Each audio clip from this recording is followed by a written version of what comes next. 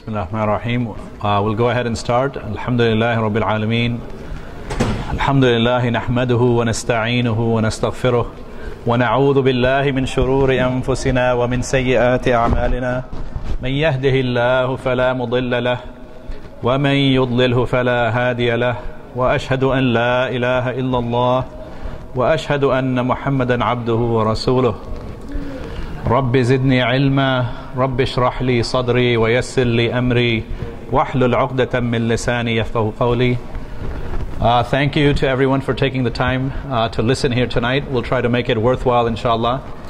I know it's a very vast topic, but we'll try to hit some very fundamental points that will be useful for you, inshallah. Some of you may not know that this is part of what we call a Dawaah 101 series. The Dawaah committee here at Epic met, and one of the things that they felt that was important was to convey a certain message to the community, and we called this a Dawaah 101 series. So this is the first lecture as part of a series of lectures that are going to be coming up over the next several months. We have like 10 to 12 topics. The reason they felt that was important, we all need to have knowledge of these very fundamental questions in order to convey the message of Islam better, not only to non-Muslims, but even to other Muslims or even to our own children. So, having said that, even before I get into the presentation itself, just to get your juices flowing in your mind, I want to ask you a couple of questions, and then we'll get into the presentation. But if I were to ask you all sitting here right now, if somebody came up to you and said, well, you know, I think I have some idea of God, and I believe there is a creative power to God, but where did God come from? Or who created God? What would you all think? Or what would you all say? Is it anybody? If somebody comes to you and says, who created God? Anybody? You want to? You want to answer? Go ahead. You raised your hand. What? Nobody? Okay, okay. Anybody else want to answer? You guys? Yeah, go ahead. Huh? He was always there? Yeah, yeah. Okay. Yeah, yeah. No one knows? Okay. Okay. That's fair enough. We'll get into that answer in a little bit. Like I said, there are actually answers to this question, and we'll get into it, inshallah. Just to get your mind thinking also, what if somebody came up to you and said, you know, I believe in Allah, but I also see that there's shaitan or iblis and how he tempts us and so forth, and how he's an enemy to us. So why does Allah allow shaitan to do what he does? If somebody came up to you today, your son or a non-Muslim, and said, why is there Satan? Why does he exist? Anybody have an answer here? Yeah, he's active. Because he was an angel and he used to worship Allah. He was an angel and he used to worship Allah? Okay, okay. What else? Anybody else? Oh, the kids, mashallah, are active. Good. Go ahead. Because when he was expelled from Jannah, he begged Allah subhanahu wa ta'ala to let him be free to the day of judgment. And Allah subhanahu wa ta'ala promised him that he would stay free to the day of judgment and that he'd go to him. Okay.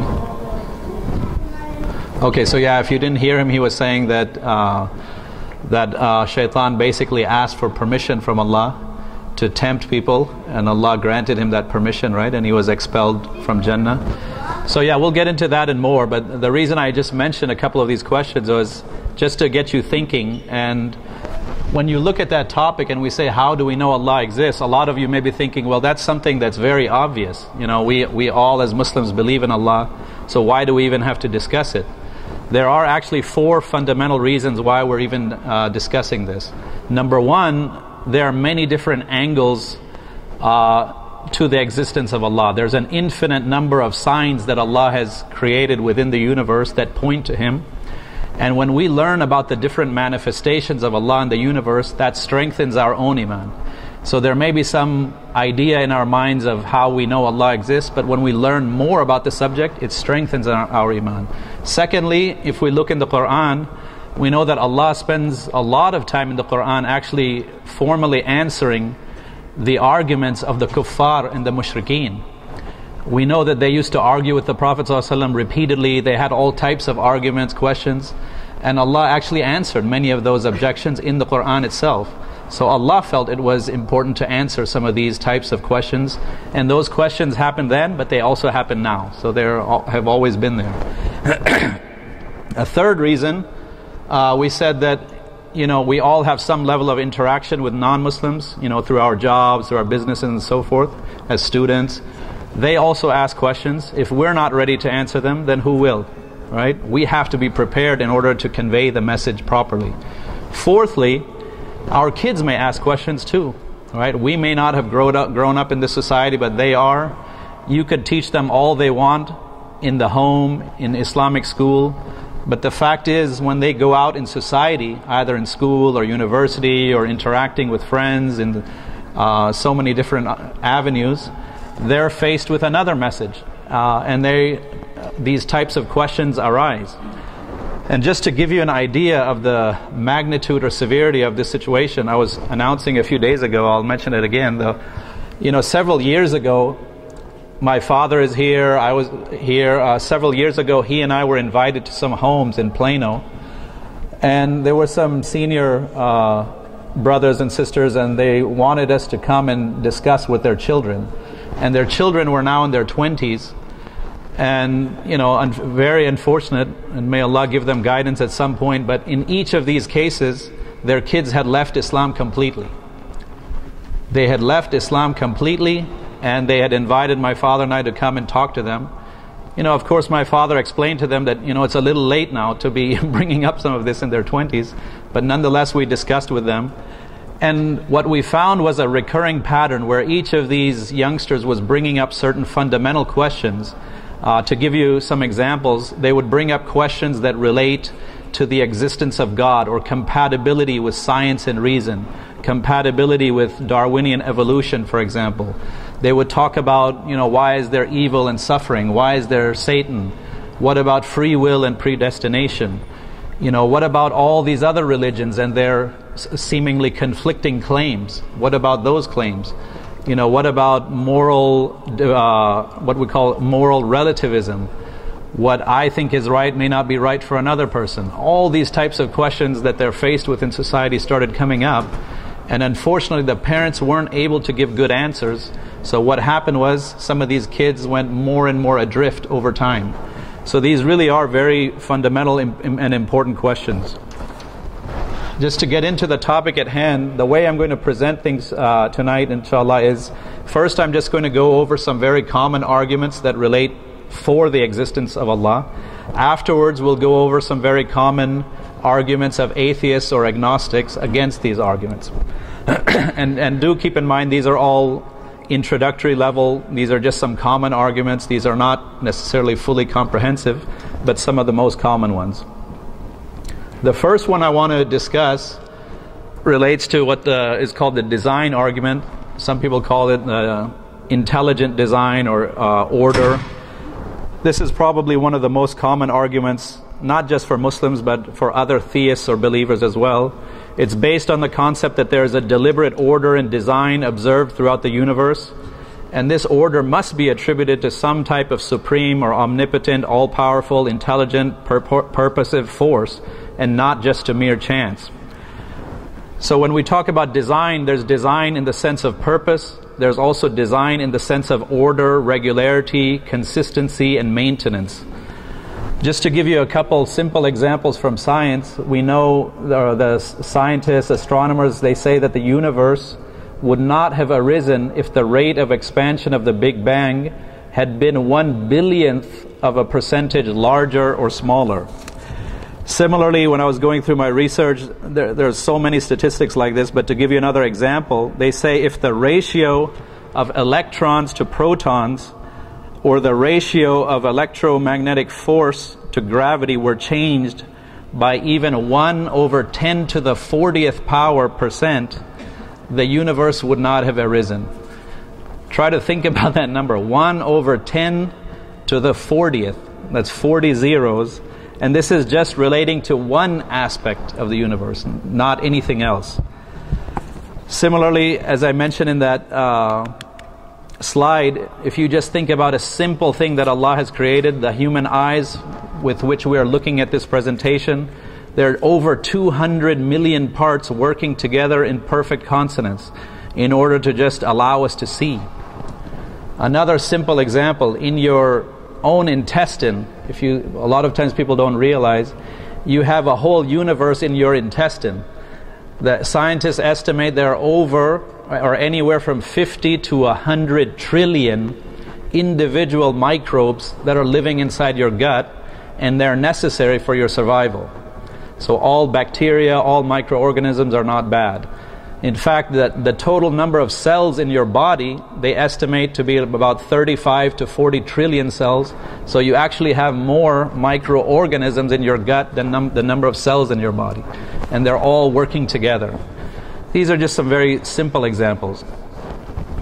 If you look in the Quran uses this type of argument on many, many different occasions. For example, the first ayah that I mentioned here relates to, it begins, Ya ayyuhan nas, duriba mathalun fastami'u lah. And this is about the example of the fly, the dhubaba. So what does Allah say? That even if the whole world, you bring all the scientists, evolutions together in the whole world, and you tell them to create one fly, they will not be able to.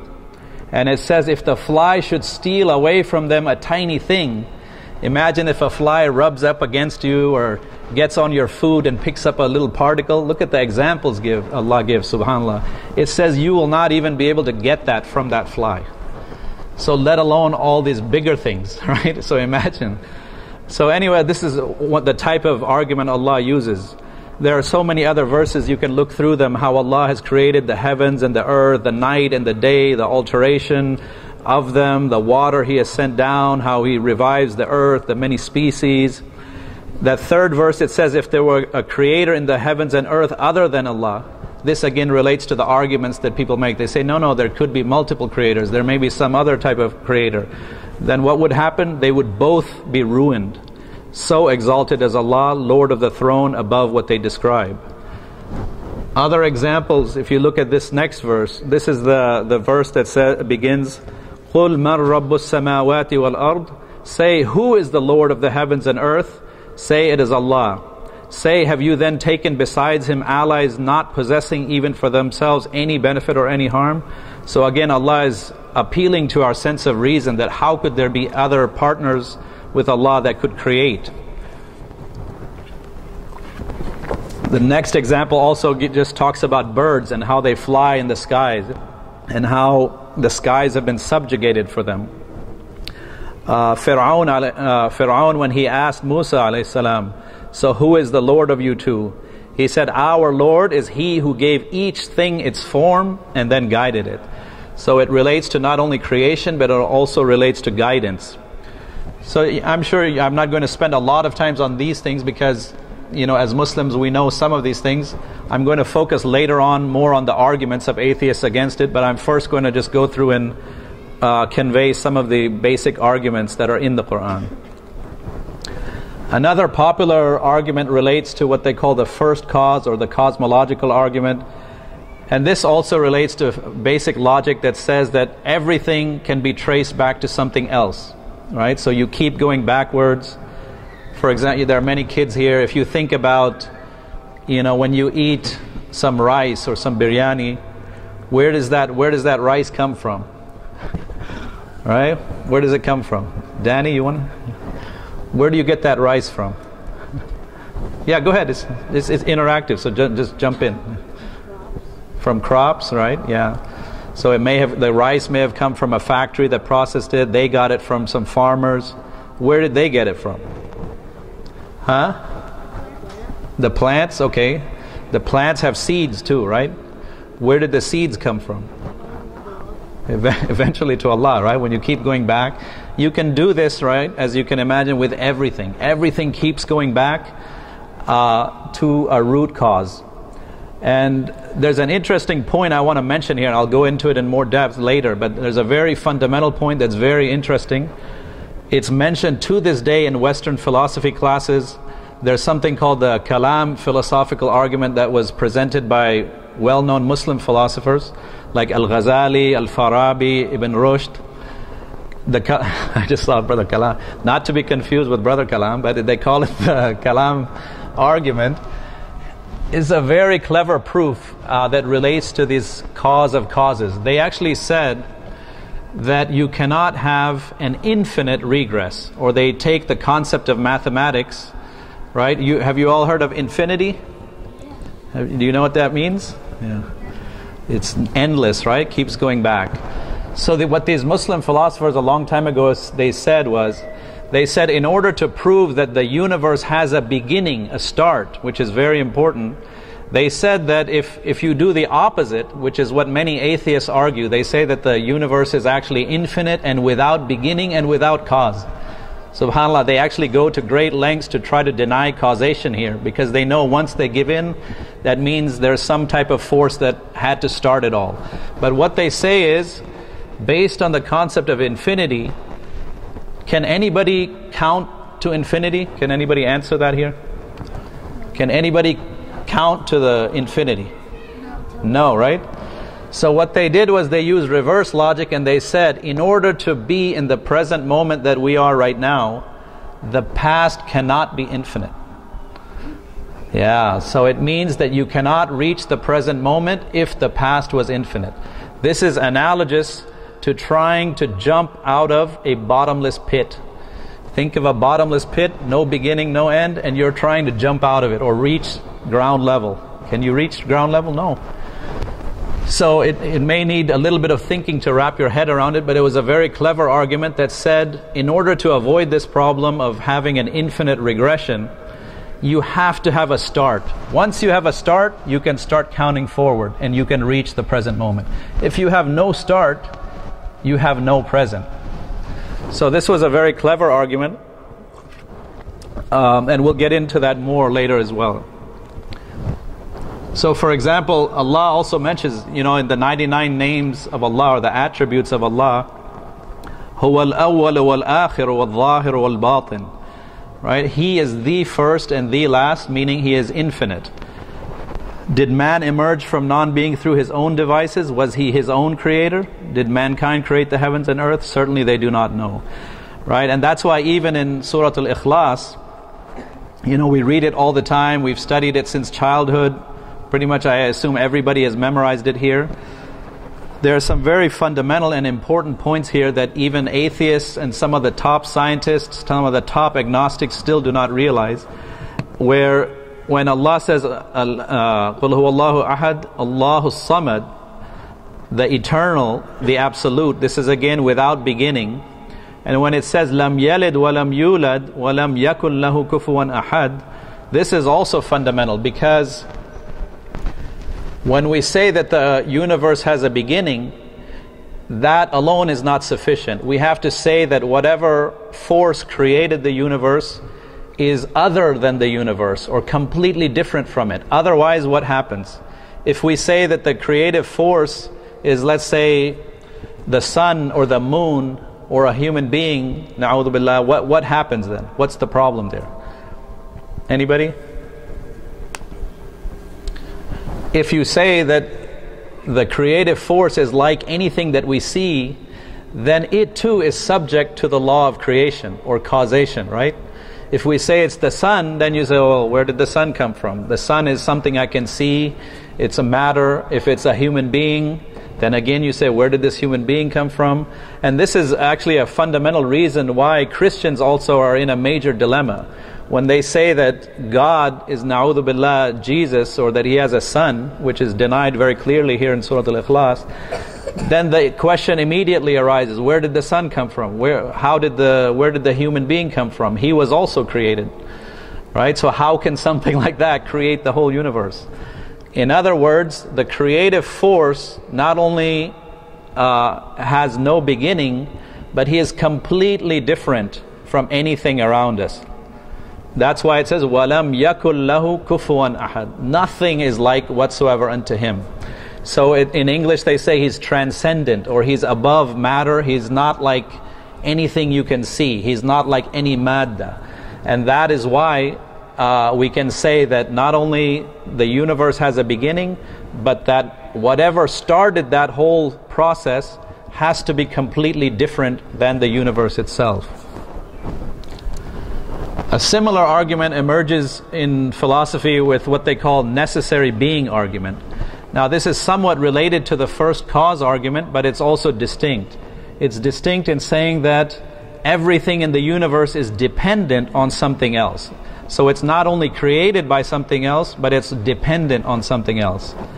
So it's not just saying that there was a beginning, it's saying that the necessary being must exist by definition. In our Muslim circles, Ibn Sina was very well known, was a big proponent of this particular argument. Western philosophers have also mentioned it. If we look in the Quran, what is the attribute of Allah that relates to this? Anybody? What is the attribute of Allah that says He is not dependent on anything or anyone? That He's free of need? Huh? Al-Malik? No, not Al-Malik. Allah Samad? No. It's not that hard. Yeah. Huh? No, it's a single attribute. Huh? No. There you go. Al-Ghani. Al-Ghani, all the Arabs here, or people who know Arabic, they know that Al-Ghani is the one who is completely beyond any type of need whatsoever. He doesn't need us, He doesn't need our ibadah, He doesn't need the universe, doesn't need anything. But we are in need. Right? That's why it says in this first verse, Ya ayyuhan nas, antumul fuqara'u ilallah, Wallahul Ghaniyul Hamid. O mankind, it is you who stand in need of Allah. As for Allah, He is above all need whatsoever and worthy of praise. And there's another example below that as well. So we have to understand this very fundamental attribute of Allah. Another argument that's presented in the Quran as well as in philosophy is what they call the moral argument. Have you all heard of Immanuel Kant? Or Kant, any of you? He was a very well-known philosopher from hundreds of years ago, and he didn't rely on any of the other arguments we just mentioned, but he had a different approach where he said that in order for anybody to be good, right, all the religions teach on some level that you have to be good, there's some semblance of right or wrong or morality or ethics. He said in order to follow any type of moral or ethical system, in order for that to have meaning and purpose, and in order for that to have justice to prevail, there has to be a reward for that moral goodness. And that reward for moral goodness is who? Allah. Because Allah is the perfect good. Immanuel Kant called God the highest good or the perfect good. Right? And this is why, and we also believe that Allah is perfect in all attributes and He is perfect goodness. So this too, we may not again think about it, but this is also reflected in the Quran. So this first verse, الَّذِي خَلَقَ الْمَوْتَ وَالْحَيَاةَ لِيَبْلُوَكُمْ أَيُّكُمْ أَحْسَنُ عَمَلًا. He who created death and life to test you as to which of you is best in deeds. And in the second verse too, we see that it says, and Allah has created the heavens and the earth with truth, and that everyone may be repaid for what he has earned. So there has to be in the end justice. If you're going through this earthly existence and you do good, and other people are doing all kinds of bad, and in life just ends after you die, that would be unfair, right? And in order to deal with that, Allah has dealt with us in complete justice. And that's why there's a reward, that's why there's a hereafter.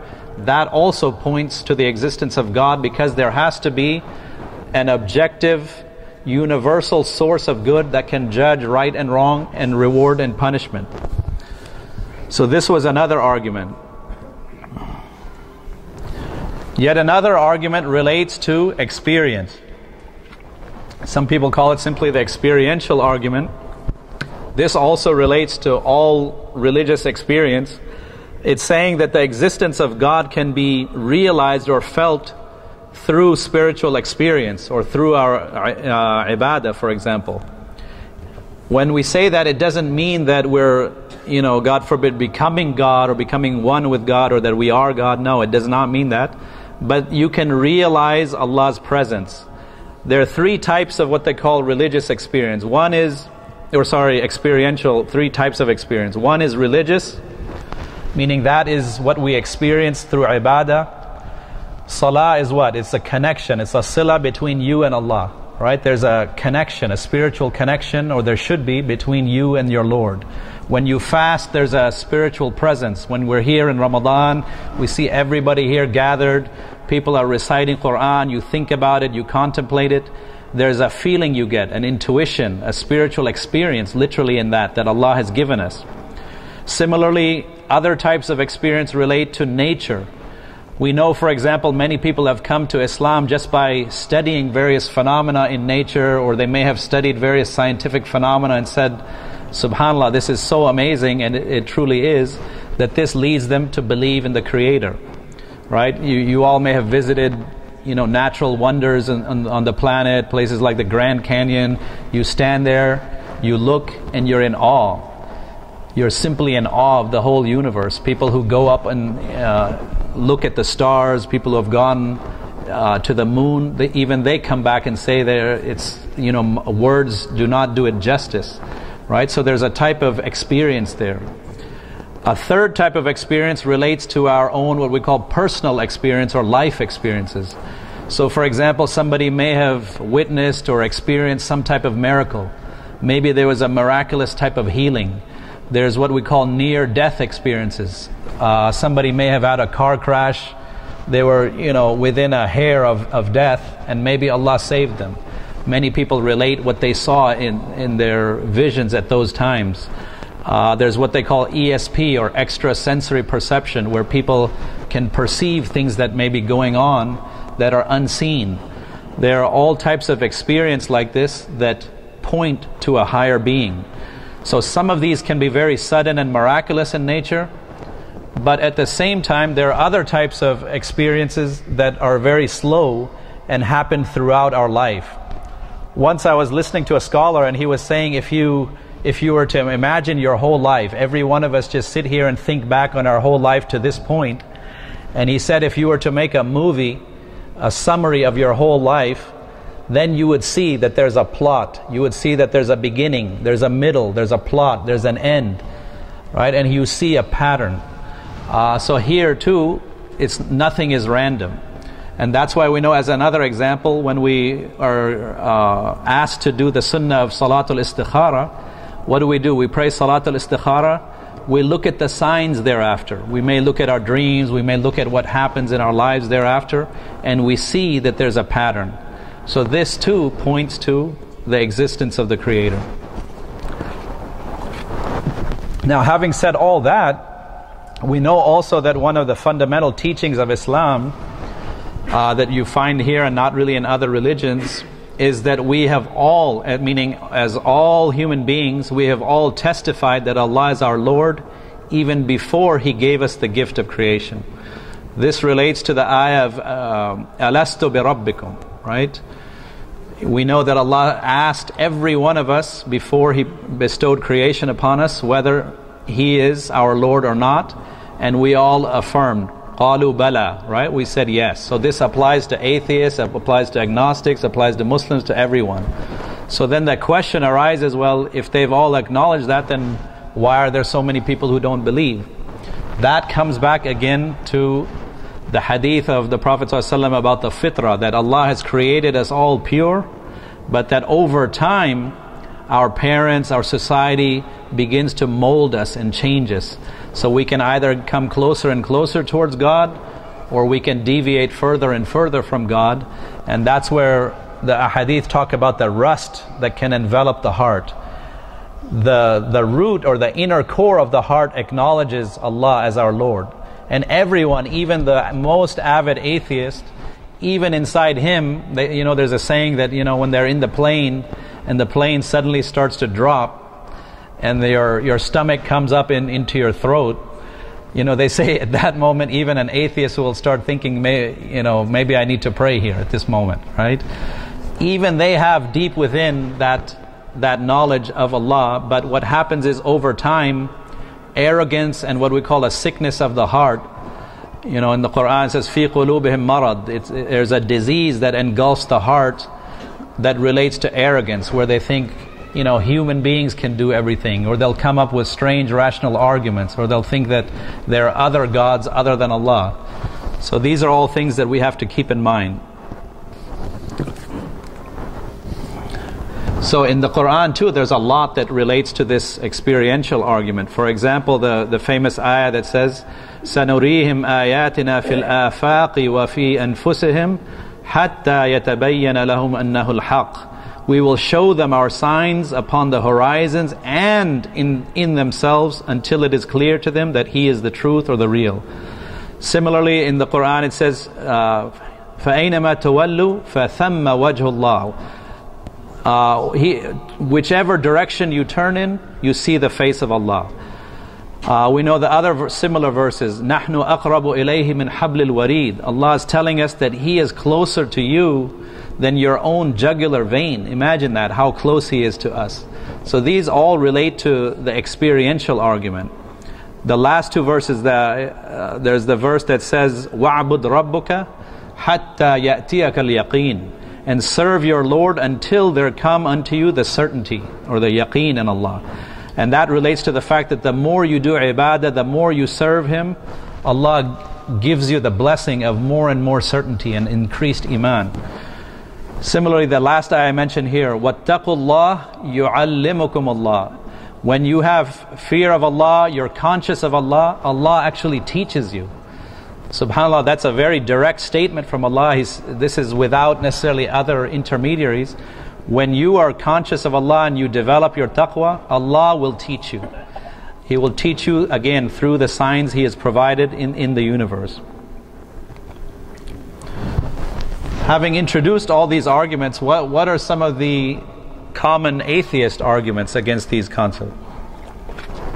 The first one, and it's probably one of the most common right now, if you look at, there's a movement throughout the world right now called New Atheism, and there are proponents of this called the New Atheists, who have written many different books that are trying to challenge not only God but the existence of religion in general.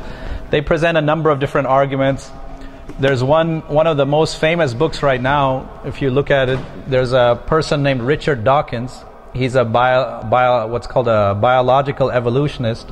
He wrote a book called The God Delusion, meaning, na'udhu billah, that belief in God is an insanity or a type of delusion in people's minds.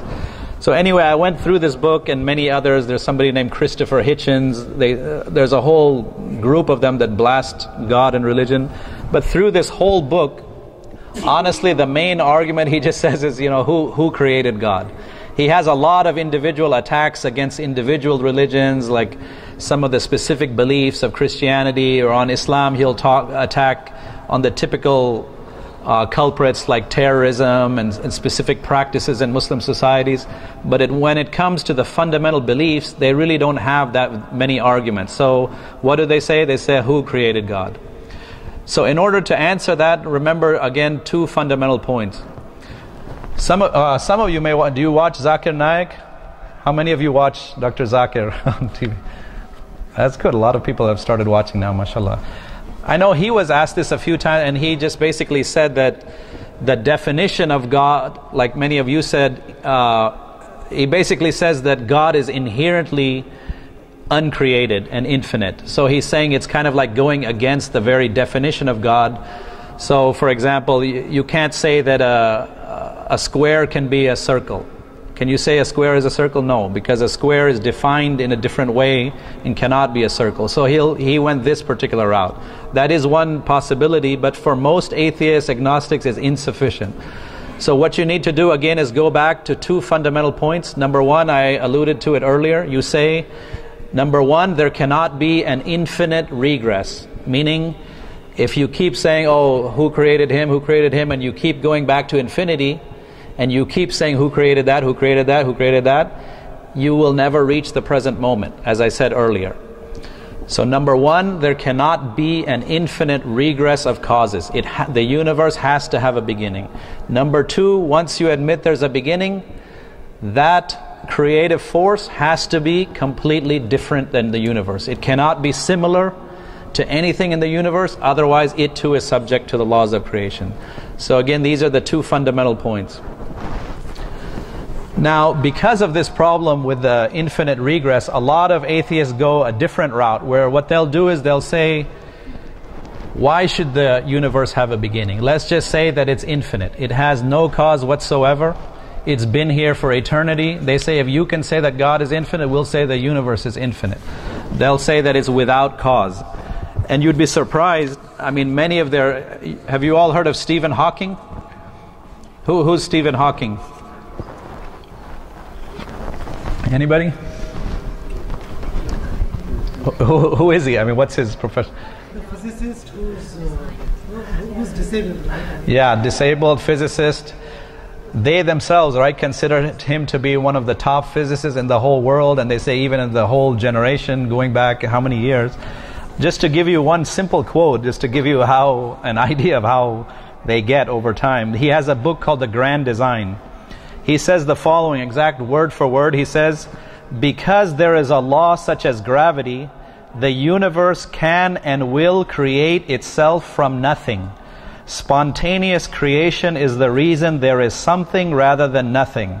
Why the universe exists, why we exist. Then he says, it is not necessary to invoke God to light the blue touch paper and set the universe going. Meaning there's no need to have a spark to create the universe. It's always been there. It was created from nothingness, right? It's always been there. Similarly, many of their top philosophers say the same thing. So, in order to get around that, they basically propose two major concepts. And I've mentioned them here. You all have heard about evolution and Darwinian evolution, but they realize that there's a major problem with evolution because they know it cannot explain, again, the origin of the universe. They'll say that things are in a constant state of evolution and that human beings and all creatures came from a single cell, but they cannot explain, and they know they cannot explain where that original cell came from. So what they do is they start to resort to something called the multiverse theory or the anthropic principle, or they use them together. So let me explain these two concepts. Because, again, like I said, if you go and study in their universities and study their classes on philosophy, you'll see that they mention these two things very frequently. We already went over this. Yeah, the multiverse theory. Okay. So believe it or not, they actually say that there are thousands, if not infinite, number of so-called parallel universes that comprise all matter, space, time, and energy. So instead of what common people say, which is that there's one universe and it contains everything, they say there could be either thousands or millions or an infinite number of parallel universes. So this is the first part they say. Then the second part, which relates to the anthropic principle, says that all of the amazing things we see in science, all of the constants we see in nature, we know that everything on this earth is perfect in order to allow life, as we said earlier. But they go and they try to minimize and deny the importance of this by saying that we are like one universe in trillions, and they say that none of these other trillions of universes that we know of have any life. So they say we are basically one in trillions. So again, this is really a strange argument, but it's kind of like saying, you know, let's say you have a very smart genius, and you say there are millions of people, and he is one in a million. You say that we are that one in a million genius person, or we are that one in millions or trillions that enabled life to exist on this planet. So they try to diminish the miraculous nature of this earth. Does that make sense? Or not really? Let me know if it doesn't. I can explain it further. They're trying to minimize the importance or the miraculous nature of this earth.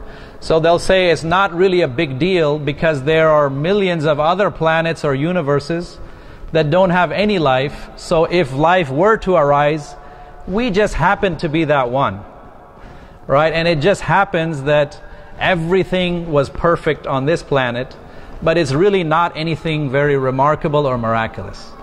This is honestly what they're saying. To give you an idea in their own words, let me just read Dawkins and what he says about this, and maybe it'll make more sense to you. He says the following in this book. He says, suppose life's origin on a planet took place through a hugely improbable stroke of luck. Imagine, he's saying, suppose it took place by a hugely improbable stroke of luck, so improbable that it happens only or on only 1 in a billion planets. He says the National Science Foundation would laugh at any chemist whose proposed research had only a 1 in 100 chance of succeeding, let alone 1 in a billion. Yet, he says, and this is the important part, given that there are at least a billion planets in the universe, even such absurdly low odds as this will yield life on a billion planets. And this is where the famous anthropic principle comes in. Earth has to be one of them because here we are. So this is the language he uses and others use. So again, it's getting back to that fact where they just say, by some improbable stroke of luck, out of these billions of universes, we happen to be the one that has life on it. So anyway, here again, there's still a problem, right? And they argue about this. They think that they try to explain the beginning of the universe this way, and then they use evolution to try to explain everything after that. However, if you think about it, again, the multiverse theory still does not explain the origin of these universes. If somebody here comes and says, I'm 1 in a million and I'm so smart, we still have to explain where that 1 in a million person came from or how he became genius, right? So the same applies here. The other key point to remember here is this theory cannot be tested at all. It's literally completely wild speculation, and it also contradicts a very fundamental principle that is taught in philosophy called Occam's razor, or the principle of parsimony. This principle says that you shouldn't, it says entities are not to be multiplied beyond necessity. What that means is, to give a very simple example, let's say somebody has many different symptoms in his body.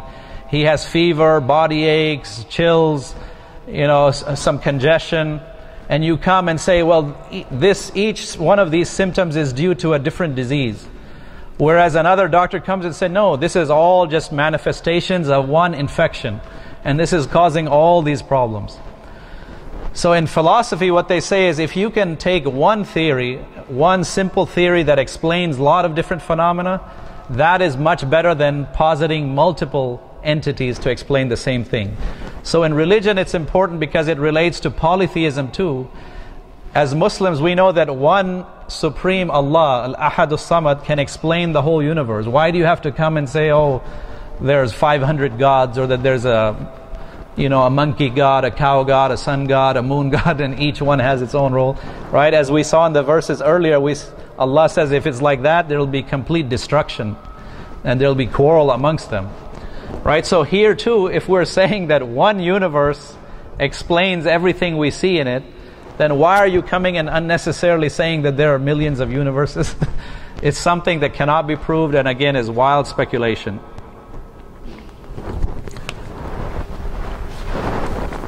How many of you have studied evolution in college or in high school or anywhere? Just curious. None of you have studied ever about evolution? I can't believe that. Right? How many of you went to college in the U.S. versus outside of the U.S.? Let's ask that way. How many outside the U.S.? For those of you who studied outside the U.S., did you ever study about evolution? Yes or no? No. Yes, no? Some yes, some no. Okay.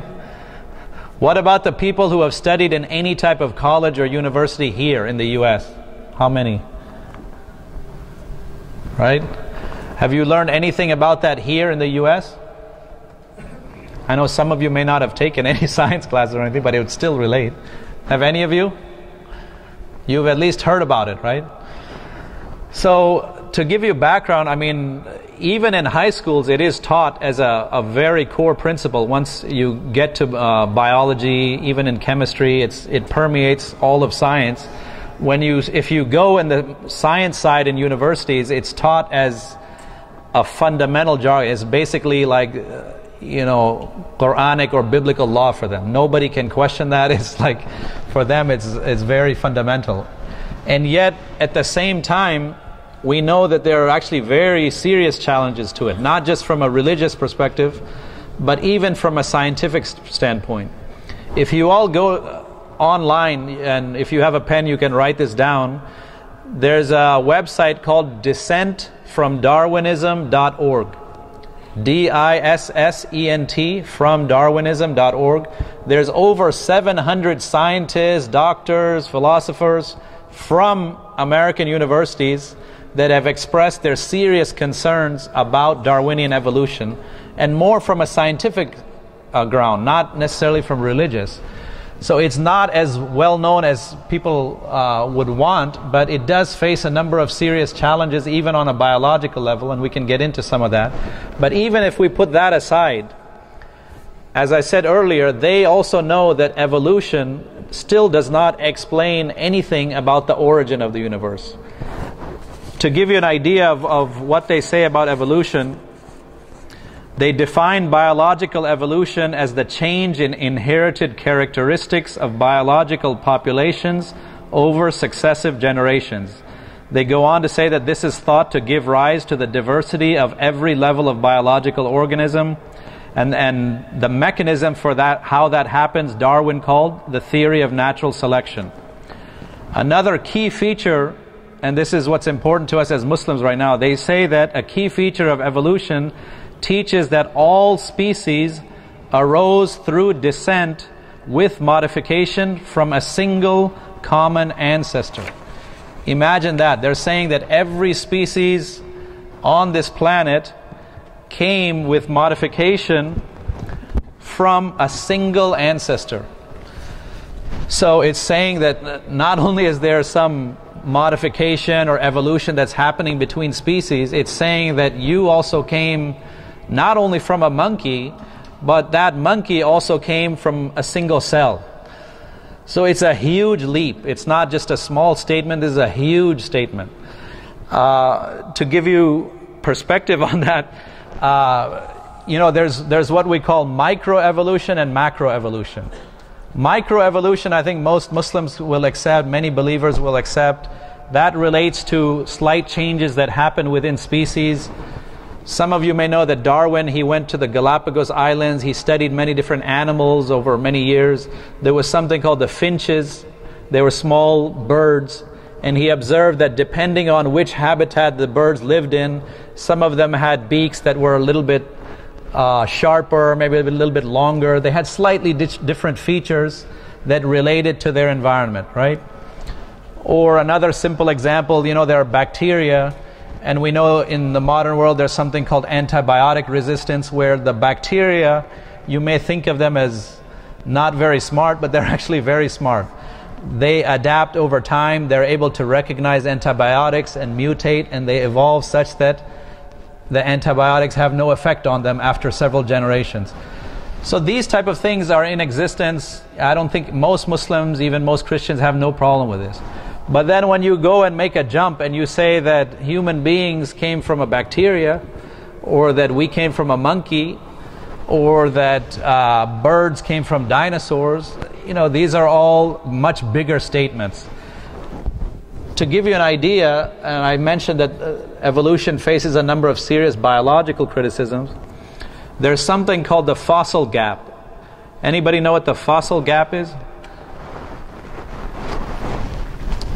If their theory is true, that everything came from a single organism, there should be fossils of lots of, literally millions of intermediate organisms, right? They'll point to the so-called hominids or human beings that they think are intermediaries between monkeys and humans, or what they call Homo sapiens.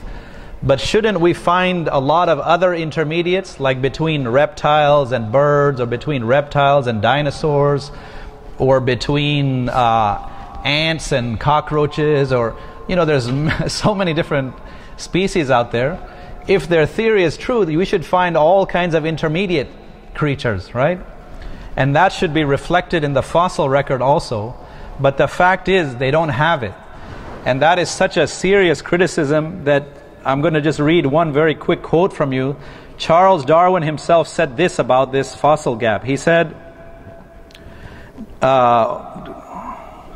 geology assuredly does not reveal any such finely graduated organic chain, and this perhaps is the most obvious and gravest objection which can be urged against my theory. The explanation lies, as I believe, in the extreme imperfection of the geological record. To put that in very simple terms, he realized even at that time that the lack of the fossil record of these intermediates was the biggest challenge to his theory. And he thought, and even the modern day evolutionists say, that eventually we'll find them. Can you imagine that? They have the audacity to say that believers are, relying on vague things. They have so much speculation. They say, well, we don't have it now, but we'll eventually find it. SubhanAllah, when it's been how many millions and billions of years that you still don't have it and you're still waiting? So this is one criticism. There are many other. We talked about macro evolution versus microevolution. There's another concept called living fossils. This is also very interesting. If you go back to their theory and say that, okay, everything is evolving and constantly changing, then why are there some species that are considered the oldest species on the planet and they haven't changed at all? They've been around for hundreds and thousands of years. Like they give examples, even the biologists know there's tree like the ginkgo tree, there are certain types of bacteria, there are certain types of animals, certain types of plants that they know have been around for millions of years. Why are they not changing? Right? They'll say, well, there was no need for them to change. So some things change, some things don't change. How is that happening? No answer again. To give you another example, many people are surprised to know, but the strict Darwinists deny free will. What is free will? Can anybody tell me? I think this you should all know. What is free will? Looks like you guys are tired, huh? I'm going to wrap up in a few minutes. Anybody? Huh? Right to choose, exactly. Allah has granted us limited free will, some right to choose what to do, what not to do, on a limited level. Believe it or not, they deny that completely. It's to the point where, again, if I quote Darwin, he wrote in one of his works that the general delusion about free will is obvious. He went on to say that if you punish criminals, one ought to punish criminals solely to deter others, not because they did something blameworthy. There's actually, my dad is here, there's a whole school of what they call Darwinist sociologists and criminologists, and they actually argue that when people commit crimes, we shouldn't be so harsh in the punishment because they're just evolving like everybody else. And you can't really blame them. They don't really have free will. They are compelled, believe it or not, by their genes and their chemistry to do that. And it's such a major point that believe it or not, there are books, to give you an example, even on rape. They'll say that rape is an evolutionary trait, that you really cannot blame the man for doing this. It's just part of how they're evolving. Right? So these are major things that you'd be surprised. The feminists, they're attacking Islam and attacking us, but why are they not spending time attacking evolutionists? This is a major point. Again, we just have lack of knowledge on these things, but when you start studying, they say the most crazy things possible. Can you imagine taking a murderer and saying that, well, we really shouldn't punish him? I mean, he's just evolving, right? So that, and again, that comes back to also denying God as the creator. We all know that Allah has created everything in the heavens and earth. Kun fayakun, be and it is. But to again, just to affirm what they're teaching, to give you a simple example, if you think about the ant, we know that Allah created the ant. He's bestowed some intelligence upon it, just like the honeybees and everything. They say an ant is not really an ant. What do they say? They say an ant is just a step in an evolutionary process. Eventually that ant is going to turn into something else. Right? So does that not take away a lot from Allah as a creator? So it's a very serious challenge that we need to study about, so that when our kids or others learn about this, we can teach them about it. And again, this is all just a very basic introductory level. I'll close in just this next slide or two. You know, another built-in argument of atheists, when you talk to them, they'll say that, you know, people who believe in religion and God, these are all very vague, nebulous kind of things, is unseen phenomena. In science, we have things that we can observe, and subhanAllah, this is much more reliable and absolute and so forth. This is a very common argument. You all have heard it, right? So there too, we have things that you can state. For example, and I know that, you know, scientific progress has provided a lot of benefits for society, a lot of advances and so forth, but there are certain inherent limitations. Most scientists nowadays, they limit the scope of science to the so-called observable phenomena or matter. When you limit the scope before you even start, that's a problem. I'll give you a very good example of this. Like let's say there's some fish in the ocean, and they're all discussing amongst themselves, and they say, man, there's this one fish, he's a weirdo, he's kind of weird. He says that there's something called mountains, and he describes this big huge mound, and it's like this, and it has snow on top. And these fish are discussing amongst themselves, and they say that this fish is crazy. The only thing that's real is the water, and everything in the water, the sharks, the algae, and everything that we can see, right? Because there are some fish that never get out of the ocean, right? Their birth, their life, their death, everything happens there. So this is exactly analogous to some of the strict scientists who say, wow, there's nothing unseen. If you come in the beginning and say that science is limited to only seen, then obviously you're setting a prerequisite that's not valid, right?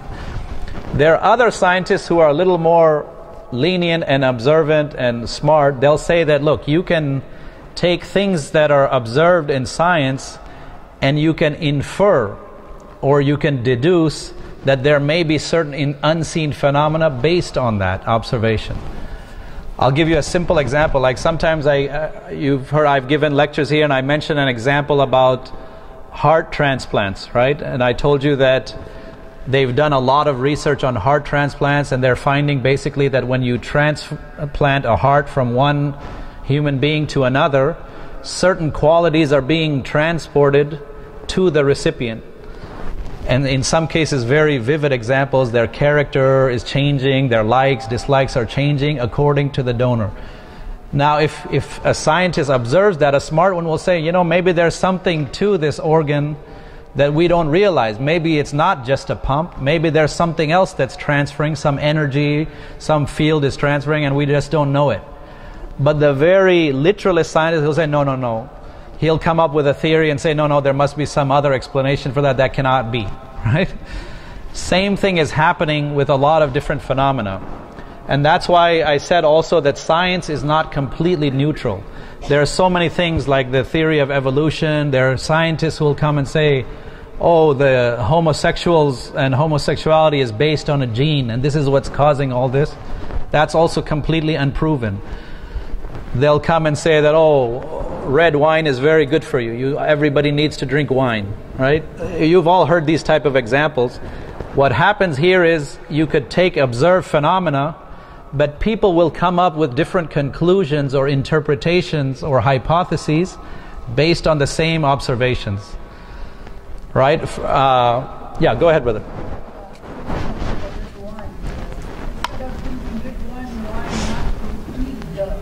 region or the Yeah, yeah. from that.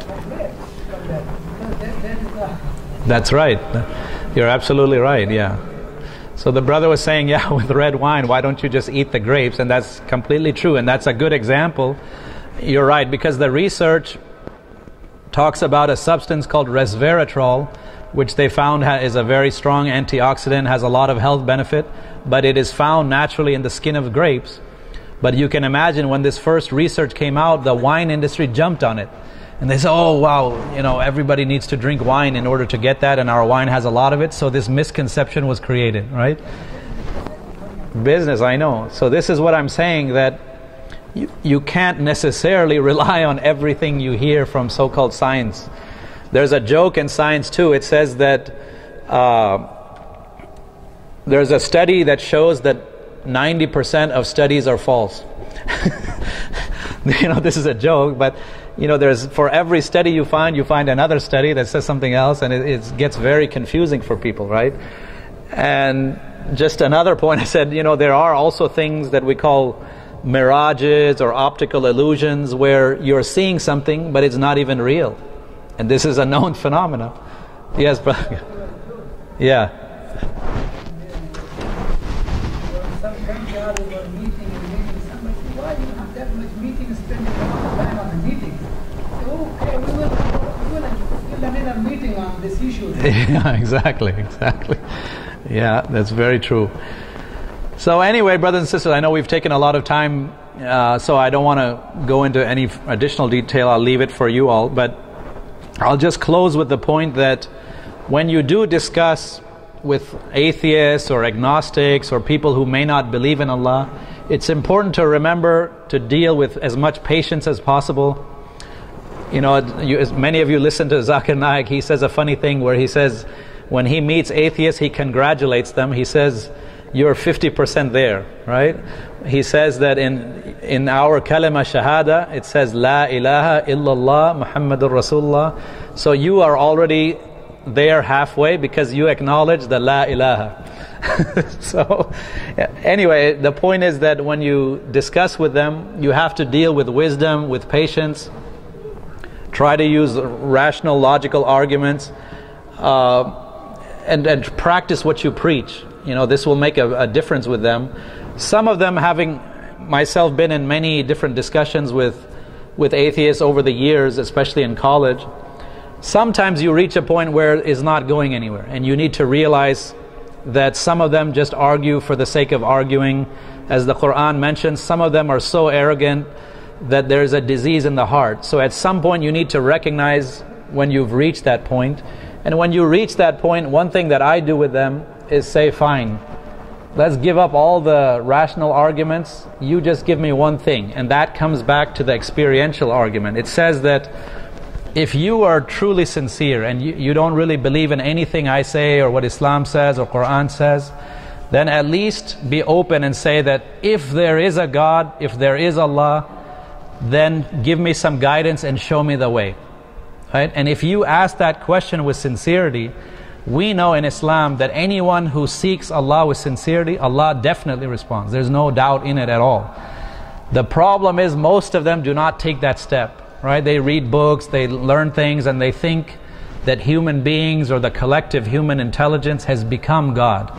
Right? But sometimes you reach that point and you tell them, look, just do this for me. If you think or you don't believe me, just take that simple step and say, look, if I'm truly sincere, if there is a God, then show me some signs. Then they can observe in their own life. Right? And as I said, there are many people who, even in the time of the Prophet ﷺ, who were full-blown mushrikeen. There are so many examples of people now who are definite kuffar, who rejected everything, and suddenly their lives were turned around. It doesn't happen with all of them, but it can happen. So these are just some thoughts I had. I'll leave it open to questions and answer now.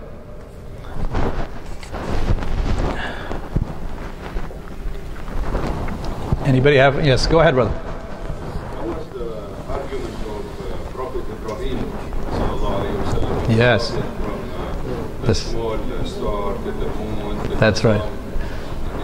That's, What do you think about that? yeah, absolutely. And that's what I was saying earlier, that the Quran presents many different types of proofs.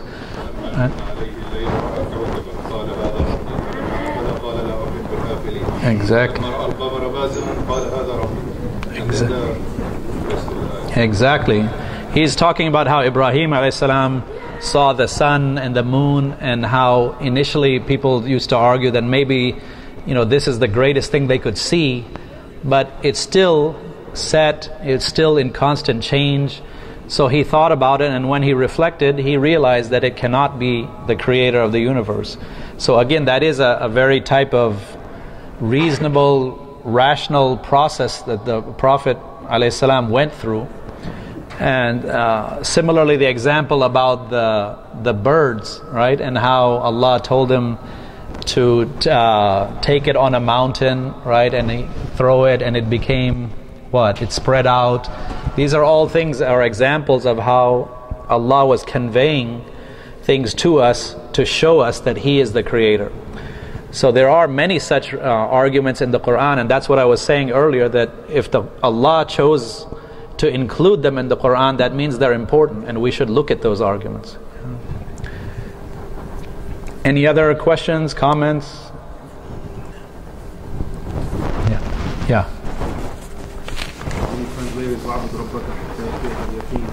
You said worship Allah until you get certainty. Yeah, I know there's other interpretation of that too, but go ahead. The correct one is not Yeah. death. Is what? Allah until death comes to you. Yeah. No, so it's actually no contradiction. So death is what? It's the most certain thing, at least that we know of in this earthly existence other than Allah, right? But what I've heard from some scholars is they say that death is one interpretation of that, but is not the only interpretation. For some people, they misinterpret that by saying, once you reach that point, that you have certainty, then you can stop worshiping Allah. Then you're free. Yeah, it obviously doesn't mean that. But one of the words of yaqeen also relates to a level of iman also, right? Yaqeen also relates to a level of faith or high certainty. And so I have actually seen, if you want, I can show later, some scholars who think that that is another interpretation. But you're right, that most scholars will say that al-yaqeen relates to death. But death itself is a certainty too, right? Yeah, but that's a good point. Yeah. Any other questions or comments? If anybody is still interested in these type of topics, there's a book. It's called God, Islam, and the Skeptic Mind. My father and I worked on this many years ago. It goes into a lot of these questions and much more in great depth. When my father was teaching in Malaysia, this particular book was used even by the university as a text there. There are some professors from Indonesia who came. They decided to translate it into Indonesian. So it's used in Indonesia as well. It was given an award for the best new book, I think back in 2005. Here, alhamdulillah, in America, many years ago when we were going through the writing process, Imam Yusuf endorsed it, Imam Zia and Irving, Brother Noman Ali Khan, they've all written reviews for this particular book. Brother Nadim, or Imam Nadim, has seen it. So alhamdulillah, it's a work that my father spent a lot of time on. So if anybody has additional interest or wants to go further in depth on a lot of these topics, because as I said, this is just a very basic introduction, then they can look at that. And as we said earlier, this is going to be a series, and because there are many other types of questions, like I said, that relate to evil or shaitan or free will and predestination, all these types of things that we'll be addressing in the coming months, inshallah. So we look forward to seeing you again and attending. Thank you, and jazakumullah khairan. Wassalamu alaikum.